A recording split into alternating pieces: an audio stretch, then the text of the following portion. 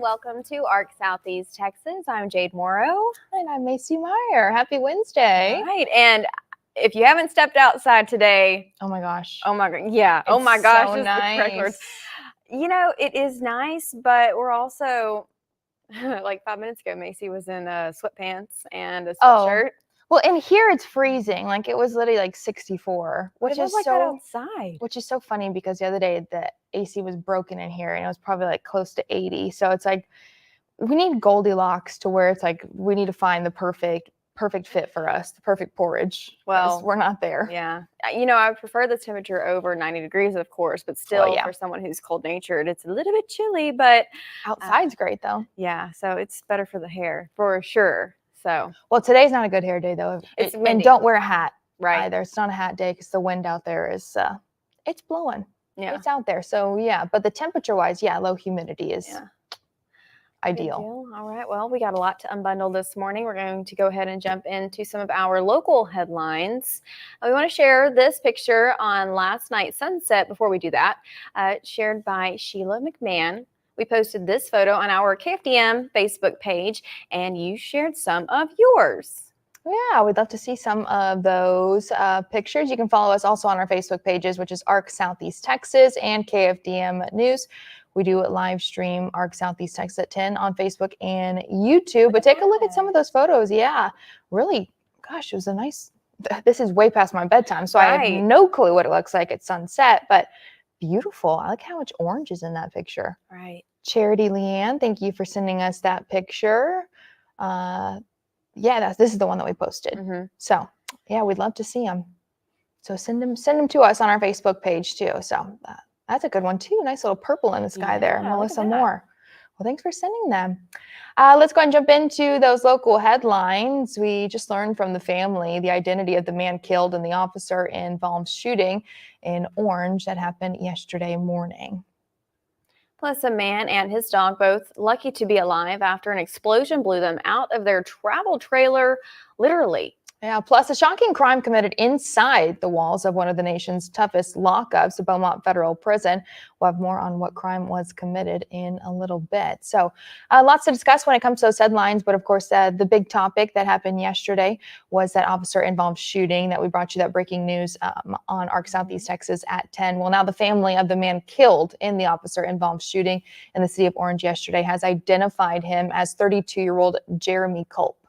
The DPS confirming that one of its troopers was involved in the shooting along with multiple other agencies. Now, Victor Morales was in his pickup truck just a few feet away with his cell phone camera rolling. We do want to warn you, though, you may find the video graphic. We did stop the video, but if you listen closely, you can hear the sound of multiple gunshots.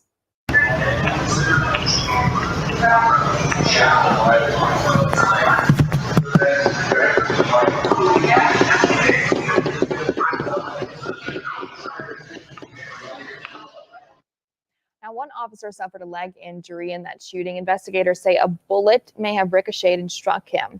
The events that led to the fatal shooting unfolded yesterday morning when troopers say Culp fired shots at multiple homes in Bridge City, then fled and hit a motorcycle officer on Highway 73 that was escorting a wide load. The officer suffered a broken leg.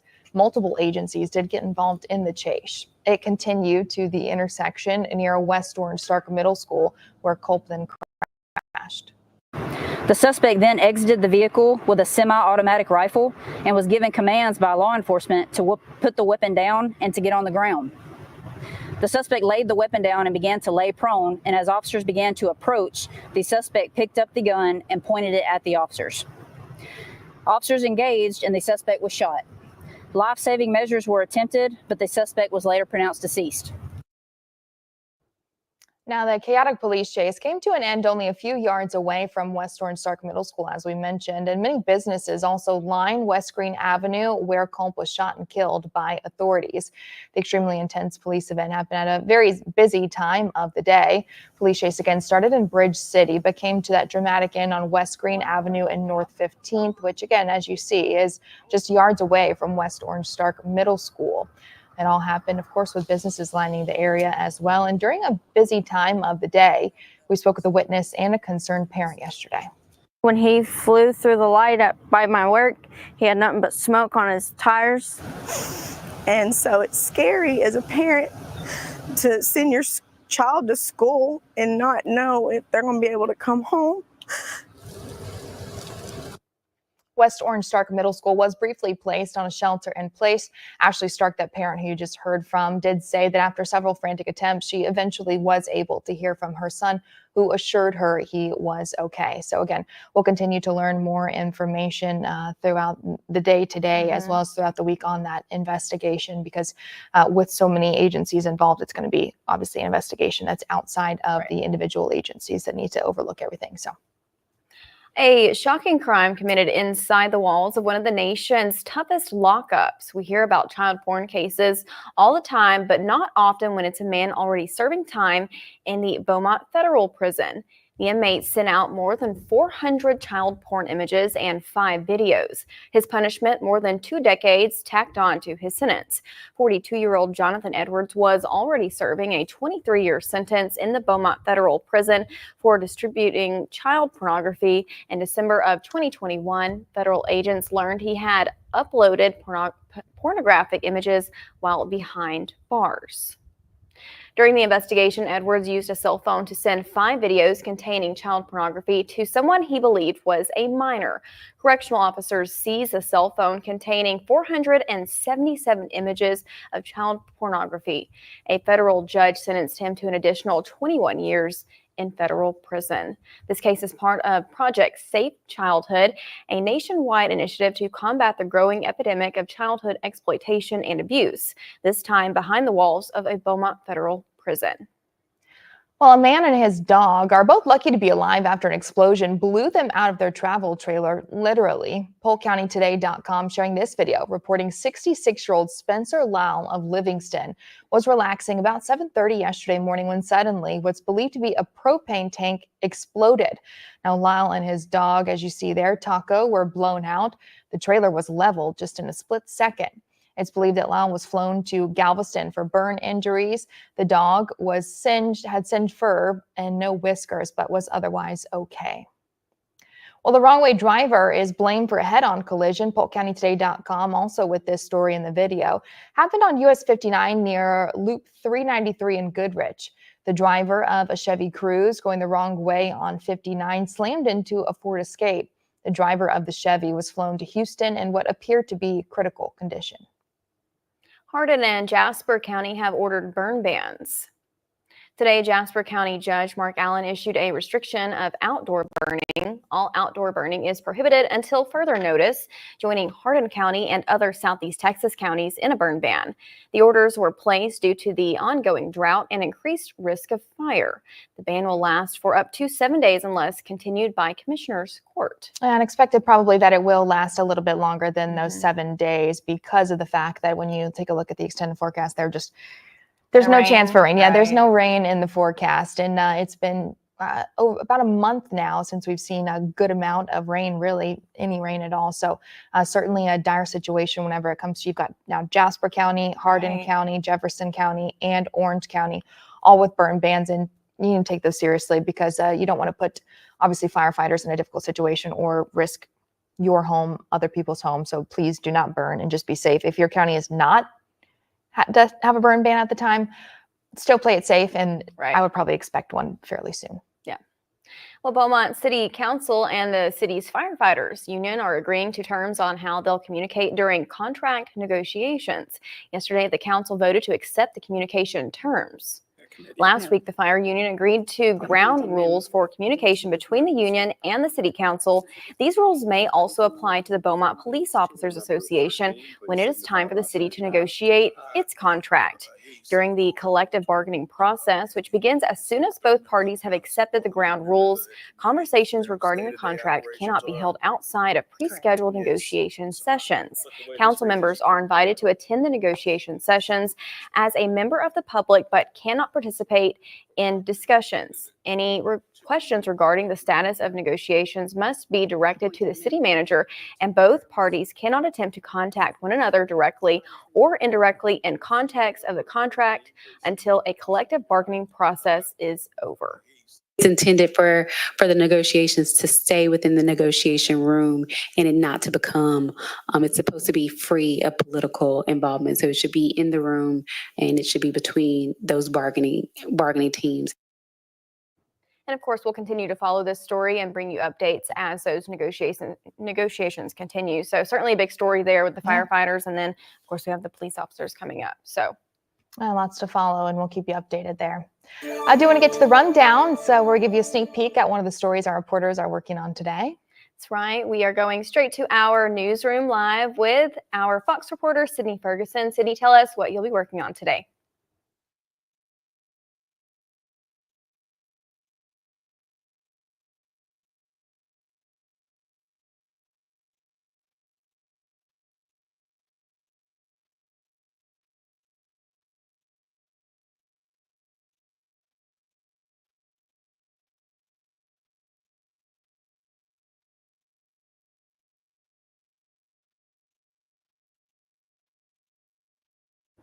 All right, we're having some audio issues there, unfortunately, but the story that Sydney will be working on will, of course, be on at Fox at 5:30 and then on CBS at 5 and 6, so be sure to tune in there.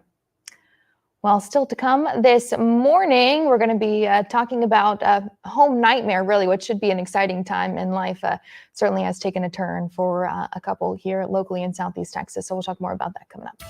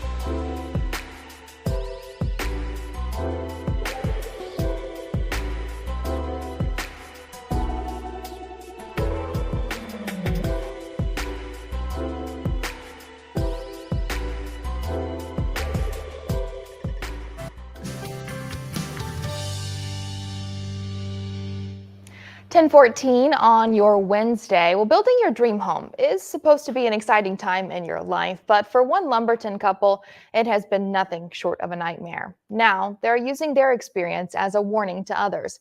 Fox 4's Jade Morrow has more.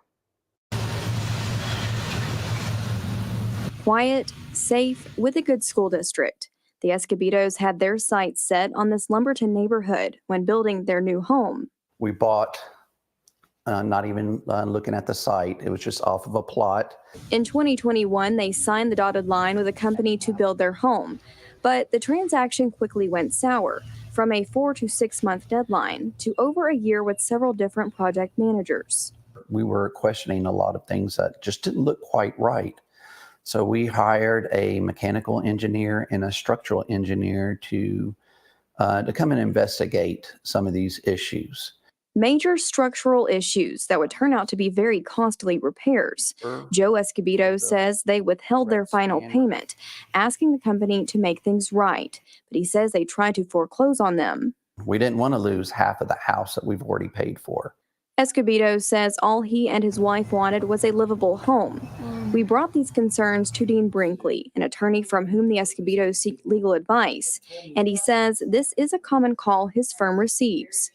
To me, it makes a lot of sense to have someone review the contract for you that can give you, can tell you what you're getting into, so you'll know what you're getting into.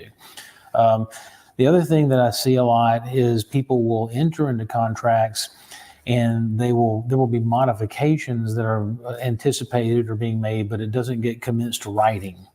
Brinkley says some contracts allow for termination if there is a breach of contract. You have the right to file claims for breach of warranty through the Deceptive Trade Practices Act, or breach of contract if you feel that the work is deficient through the Residential Liability Act. There's a process for that where you have to send a notice to the contractor and explain to them what the problems are. They have to be given an opportunity to cure those problems with some reasonable cure. And then if you adhere to that and it doesn't get resolved, then you can move to litigation. But in unfortunate cases, Brinkley says some people find that just making the repairs ends up being the cheaper option than litigation. As for the Escobedos, they hope their experience will be a warning to others. Read your contract, bring it to an attorney before you sign off on anything. There's a lot of little technicalities in these contracts that you may not be aware of. And once you sign it, you're at their mercy. In Lumberton, I'm Jade Morrow reporting. Now, Brinkley says he also recommends that people be wary and aware of who they are working with. He says you can search by county for lawsuits for a specific company to go one step further than just reading online reviews, which is really a great tip, not something that I would ever think of, but Right. So that was one of the key things here when I was talking to Dean is that, there's for all companies, there's all these really good reviews, but you can take it one step further. There's other alternatives to just the reviews that you see online.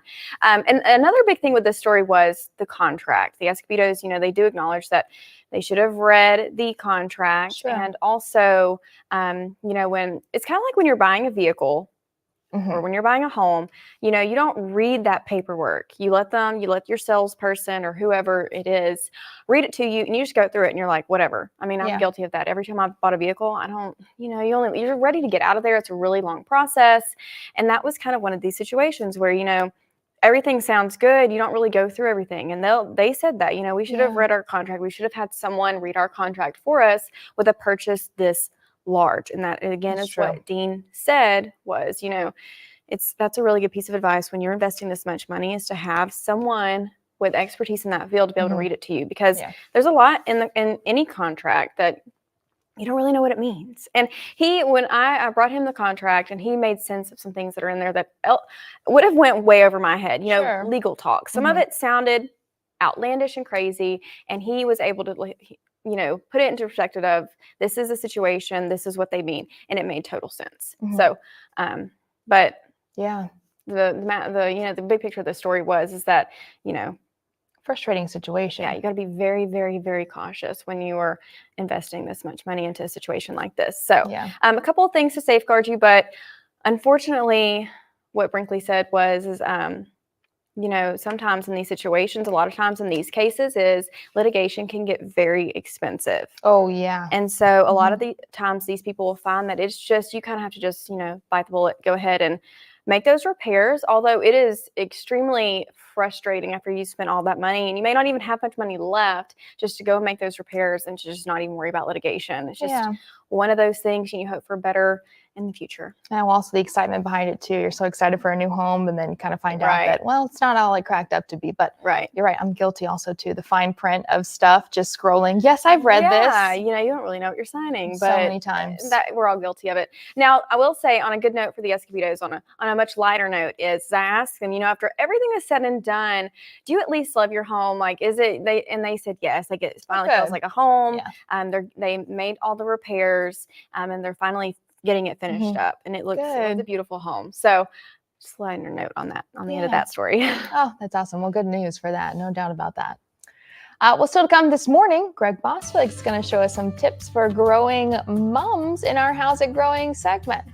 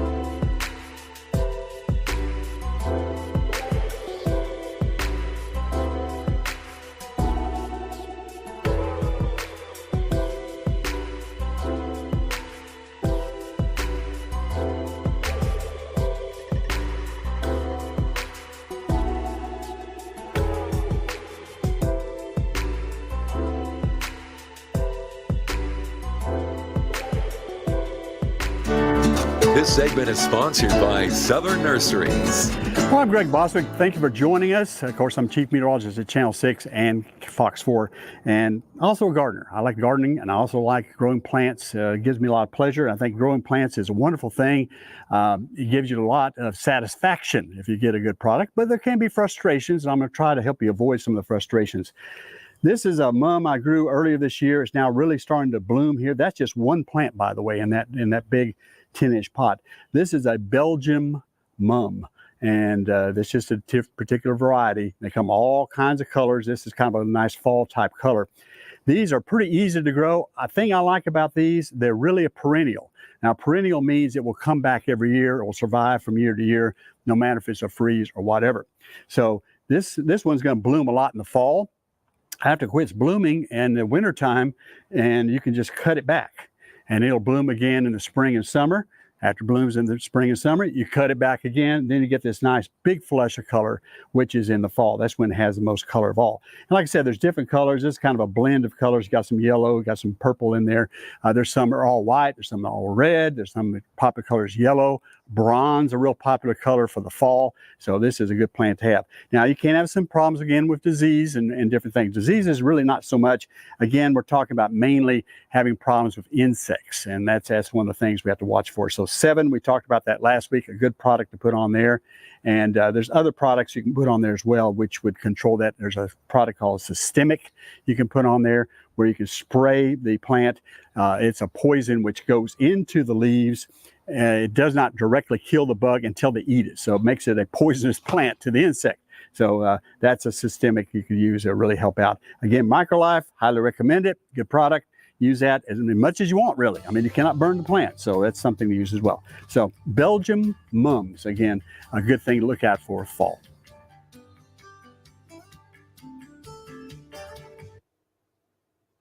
Okay, mums. Those are We've pretty. talked about this before on ARC. I can't keep them alive. They're tricky. So I should have really been like really paying Really attention. paying attention. But like it used to be just the purple ones or the yellow Mhm. ones, and now they're doing this like tricolor where they've got all these mixed colors, and they're supposed to be a Yeah. huge deal. And then here Greg is, and he's got little mixed colors. I'm like, I need these. Those are good. I mean, they were beautiful. Right. Yeah. I have to go back and watch and really take notes and get ready. I'll have to call him up and ask him if he can let me go shopping. Help me. Yeah, help me, Go please. shopping at his There you go. farm or Mosswood wherever Farms, you go. Yeah. There you go. That'd be a good way to do it. Well, October is Physical Therapy Awareness Month, and we'll have more talking about the importance of physical therapy next.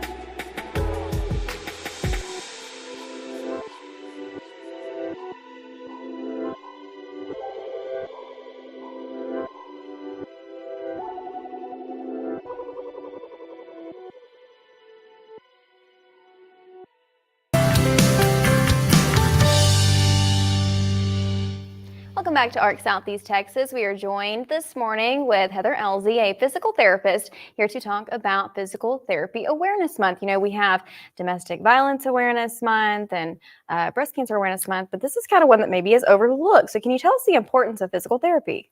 Sure. So physical therapy is really about improving quality of life for our patients, helping them be as independent as possible, helping them be healthy and fit as possible.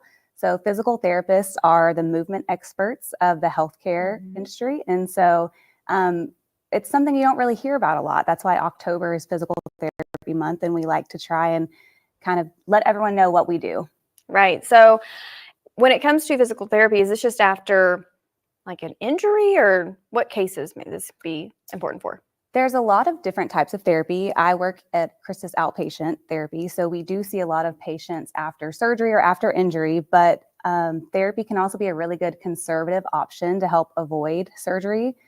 We've helped a lot of patients avoid surgery, wean off of chronic pain medications, and so there's a lot of different applications for it. You know, that's interesting. I never saw it as it being that. I always just thought it was something, you know, after surgery, it was something that you had to do, but that's a really good point. So, Yes. Well, yeah, we also talk about too, I mean, whenever you get older, obviously things don't work as well as they used to, but that's kind of also physical therapy can be big in that when starting young, and also prevention when it comes to injuries, to keep your body moving and moving it in the right way. Exactly. So another really important part of therapy is education. We want patients to know how to move their bodies and how to stay fit and healthy for their whole lives. We see patients I've seen as little as a couple months old, all the way. I think my oldest patient was 104. Wow. So wow. all the way through the spectrum of life. Oh my gosh. Wow. Yeah, definitely obviously a very broad spectrum whenever it comes to that kind of stuff. And it's also, I would say, I guess, beneficial too if maybe you've got some aches and pains. How do people know when they should seek physical therapy? Is a good question. Sure. So physical therapy, now our entry level education is a doctor of physical therapy program. So it's a rigorous education that teaches therapists when something is an issue therapists can address and when it's something we need to refer to another physician or something like that. So anytime you have an ache or a pain or something that maybe won't go away, you can seek the help of a therapist. Wow. What would be one of the most common situations you see when it comes to you should get physical therapy? So, any sort of back pain is one of the main issues that we see, probably the most common. Any sort of joint issue, shoulder, knee, all of the above. Also, just weakness, balance problems. Physical therapists can do a lot with fall prevention and helping older people as we get older to prevent falls and prevent these injuries from happening in the first place. Cool deal.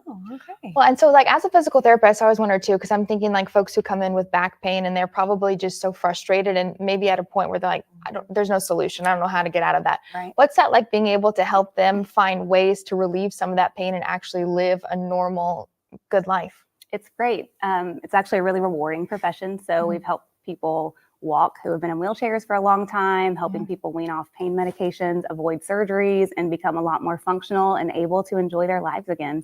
So it's a very rewarding profession.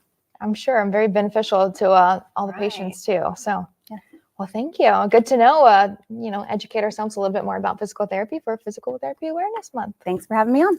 Thanks for stopping by. We appreciate it. What's still to come this morning? A man recollects on his time fostering over 80 teenage boys. We'll have more on that story next.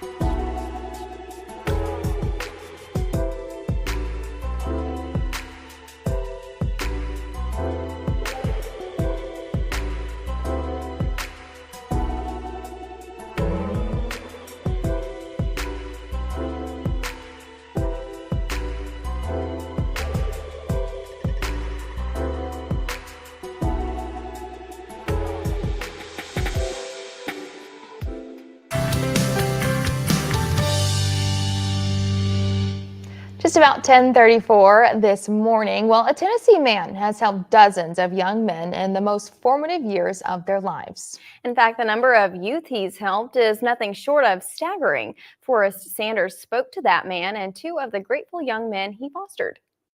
Wait's almost over. Someone's being driven down here soon to live at the home of Joseph Morton. Got the chores, wash clothes days. Try to do all I can to have things set up for the new kid when he come in. I tell the boys, we can't change what has happened, but we can take now, today, and move forward. For 20 years, Joseph was a juvenile officer at what was then called Woodland Hills Youth Development Center. He learned the teens in here were complicated, coming from complicated situations. Though this chapter closed for Joseph, he believed he could still help teens. He treated me like a man, young man. Carter Gregory was the first foster teen to be placed in Joseph's home. He kept it real with me, and he was very realistic, about what I should expect in the real world. Right now is the best person I feel like I've ever been. Oswaldo Ramirez was a foster teen here up until a year ago. In fact, going through the Youth Village's nonprofit over 10 years, Joseph has fostered about 85 young men. And sometimes when they come to my home, they're broken, they're lonely, they're mad. Joseph takes them in, immediately gets them a YMCA membership, takes them to Ross for new clothes, and begins the mentorship. To help them be good young men, be successful young men. I work with a company called Black Diamond Roofing Solutions. I'm a sales manager there. He said, I want to do something for you. He had a new roof put on my home, and I didn't have to pay 1 penny for it. Now, I can't repay him for the time that he allowed me to spend here with him, but it was a small thank you. Success stories continue. I'm going to Lincoln Tech right now to be an auto mechanic. I won't have to pay I won't have to pay to get my car fixed no more. No, I have to pay like everybody else. With all the McDonald's that he spent on me, man, I owe him more. Joseph likes to describe his approach to helping these young men like this. When I tell these boys, they're not in the boat by themselves, and we both paddle together. It makes me stick my little bird chest out to let me know that I've accomplished something. And so Joseph waits on yet another teen in the foster care system to come live here. He believes this will be yet another young man he can lead toward a better life. Love you, Joseph. Love you too. Oh, that's sweet. Good to see some success from that too. I know. Big heart. Well, back here locally, Nederland ISD schools, they've been the target of 5 to 6 threats since the start of this school year, just a few months ago. And while most have been unfounded, they have caused disruption to learning process and obviously spread a lot of fear. That's why Nederland Police Chief Gary Porter is taking a no-tolerance stance to these incidents. Angel San Juan explains in this week's Crisis in the Classroom. The first day of class was filled with excitement at Nederland ISD, students attending a brand new state-of-the-art high school. Unfortunately, the new year also brought disruption. Yeah, we've had a kind of a bad run of school threats, since the school district or the school year started. Gary Porter is the chief of police for the city of Nederland. His officers provide security at all campuses in the school district. They also are in charge of investigating these recent threats. It's a problem. A lot of these kids, we've armed them. We've armed adolescent kids with a cell phone. Their brains are not developed to make good choices. They either think it's funny or they get emotionally wrapped up in something. Chief Porter has a message to any student who makes a threat against classmates, teachers, or anyone on campus. It will not be tolerated. If you make a school threat, or you threaten to shoot up the school, or threaten to put an explosive in a school or something like that, whenever you press send on that cell phone button, your life has changed forever. And you're going to get the book thrown at you. And it doesn't matter how old you are. We're going to do what we have to do to make sure that you're not a threat. Chief Porter warns students it's a split-second decision that will impact their entire lives. I would encourage these parents to sit down and talk with their kids.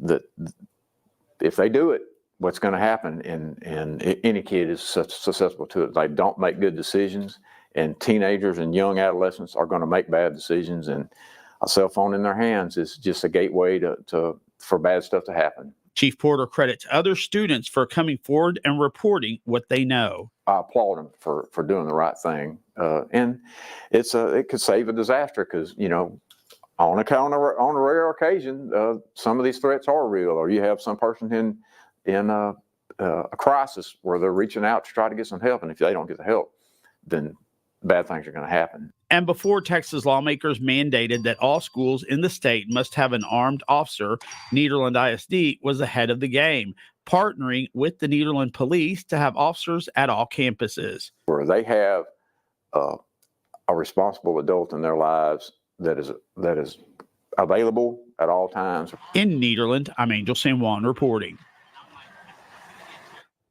Chief Porter said students who are older than 17 will be arrested and taken to jail if they make a school threat. And for those younger, they will be taken into custody at the Minnie Rogers Juvenile Detention Center.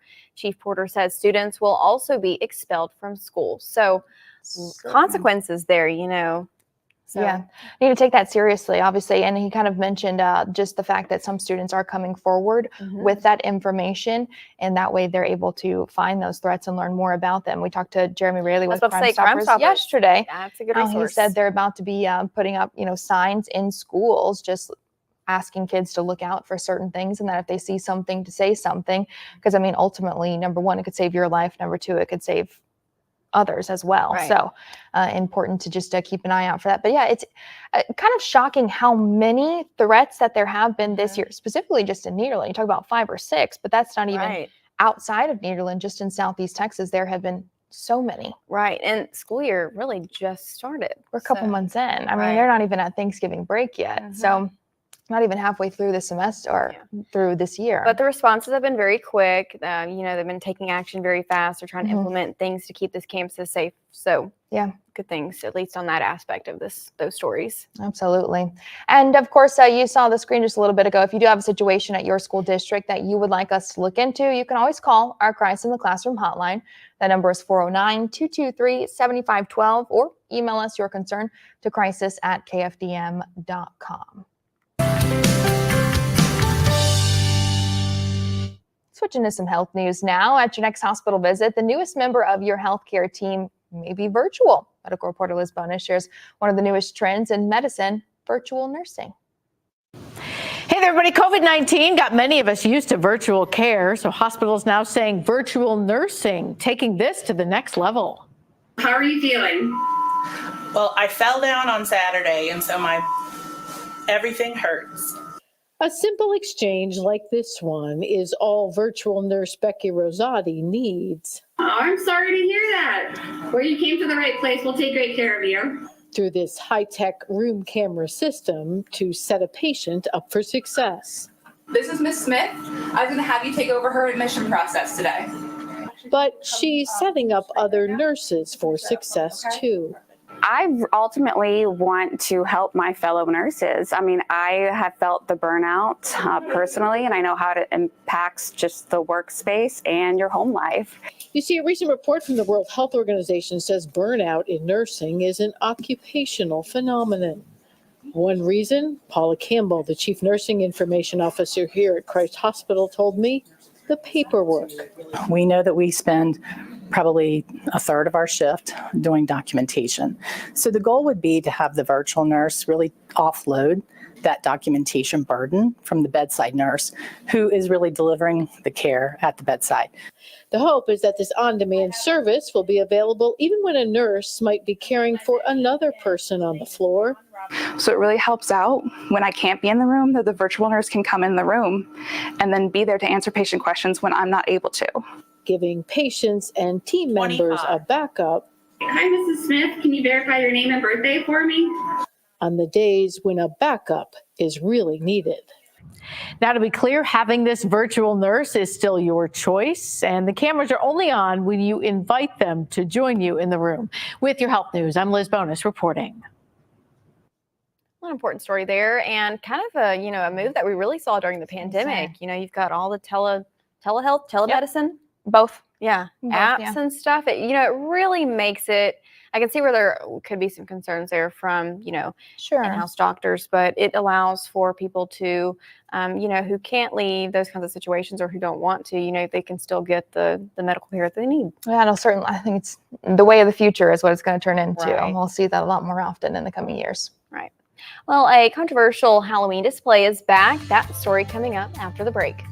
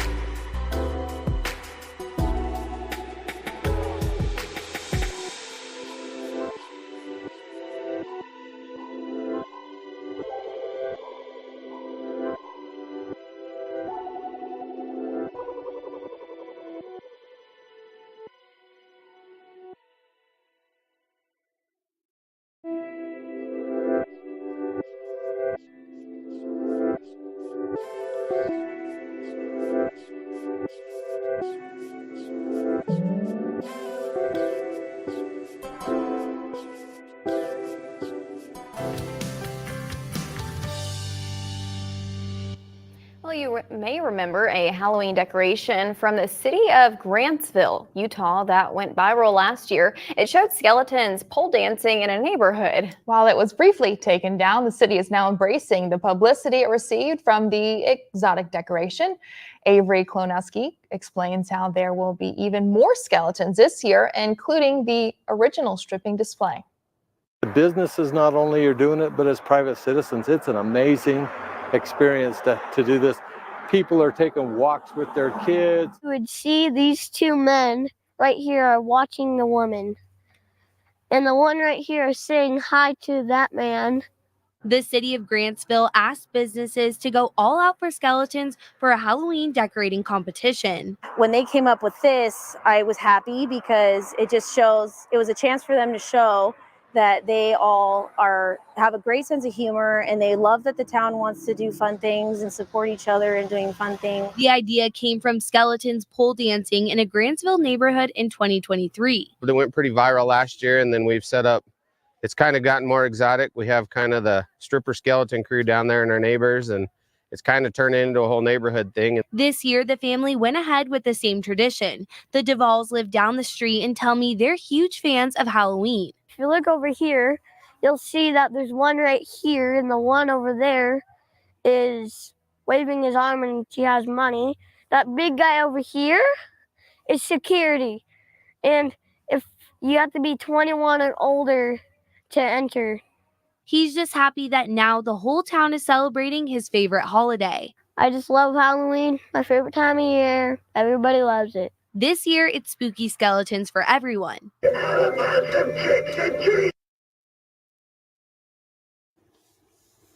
Bouncer needs to check that little boy's ID. I know, where's his not ID? 21, not appropriate age there. But last year, the city did request that the stripping skeletons be taken down because it was attached to a city street sign. Residents had put it back up in their own yard and with their own pole. Well, speaking of Halloween, it's coming up fast. You can send us pictures of your cats. Please do. Some of us are cat lovers, all dressed up for Global Cat Day.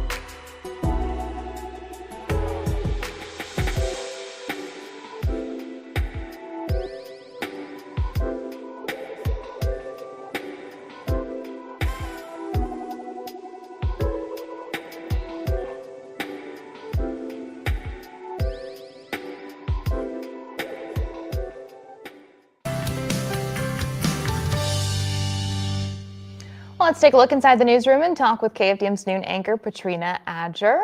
Patrina, tell us what we can expect for the noon show today. Hey, ladies, good to see y'all. Yeah, this is what we're working on right now for the news at noon. We now know the name of the man killed in the officer-involved shooting in West Orange. A relative tells KFDM he's 32-year-old Jeremy Taylor Culp of Bridge City, who served in Afghanistan. We'll have more on that at noon.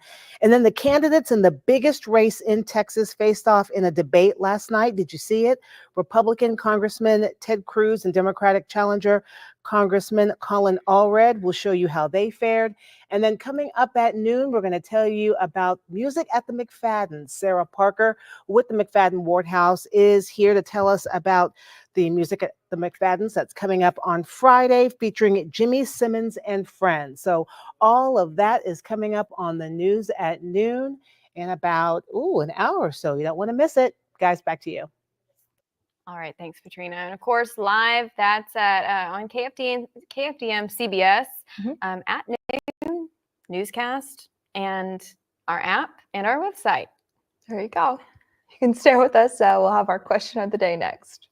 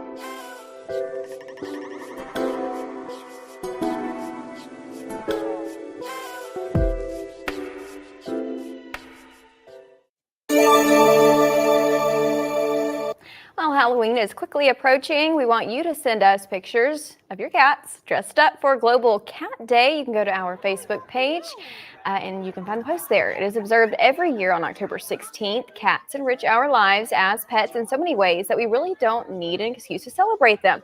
Course, but Global Cat Day also offers a chance to raise awareness about non-lethal feline management groups in the U.S. That's important because cats face a particularly high rate of euthanasia. Traditional shelter and adoption programs are one solution to this, but there are others as well, such as trap, neuter, and release, or TNR. TNR allows feral and semi-feral cats to live full lives outdoors in neighborhoods while also controlling the feral population. So you can scan this QR code. That will take you to our Facebook page. There it is. Okay, you can scan the QR code, go to our Facebook page, comment, share your little kittens, cats, whatever. Yeah. I want to see them. And I've also shared mine. And if they're wearing outfits, even better. Right. That's cute. Although I'm sure sometimes that's hard with cats to get them to wear clothes. Yeah, mine, he They're a wants to finicky group. he wants to go outside and he's still a kitten, so he's too small. I'm worried that like he maybe hawk food or something. So I put a harness on him, and when I'm trying to put the harness on him, he's like rolling, doing this whole thing, and I'm like, okay, you're just not going to go outside. So You're done. You yeah, lost your kudos to you if your cat will allow you to dress it up. So, but we'd love to see it. I'd love Yeah. to see it. There you go. Well, also on our KFDM Facebook page, we decided to ask you who's getting their gumbo pot ready for our question of the day because, you know, the weather. Yeah, starting to over feel like it. 40 of you. So there are mixed reactions. People, well, Benny's Pizza is on it. So lots of mixed reactions. We got pizza. Yeah. Gumbo. A lot of people said they've already started. Some people said, whoa, now it is not chilly enough, which I beg to differ because when I walked outside this morning, I was, blasted with that chilly air. They said what? I'm not saying it again. Oh, no. I feel Made like it hot last night. But I feel like it's also a mentality, right? Where it does kind of feel like, we're it's getting starting into to the get a little season. cooler, then it's, it feels like it's the right time, which, I mean, I'm not going to turn down gumbo any time of the year, but when it's, 100 degrees outside. No, I still would. Are you seafood gumbo or are you a chicken sausage gal? Oh, both. I like Okay. both. So, yeah, either one. I'm simple over here, so chicken and sausage, yeah. I like that's. I like a good mix, It just depends on the mood that I'm in for the day, Right. I guess. I like I don't mine know. really spicy. And I'm going to say this, and someone is bound to send us a message about this comment that I'm about to make. Oh, boy. But I used to work in Lake Charles. I've had really good gumbo. Mhm. But my favorite gumbo is the gumbo from Disney World. I'm sorry. Really? It's so good. It's so spicy. They use a long grain rice. It is so good. It's my husband's favorite too. And we, we're raised from Cajun family. So anywho, leave you on that note. We thank you for joining us today. And we'd love to see you back again tomorrow at 10 o'clock. Thanks for joining us.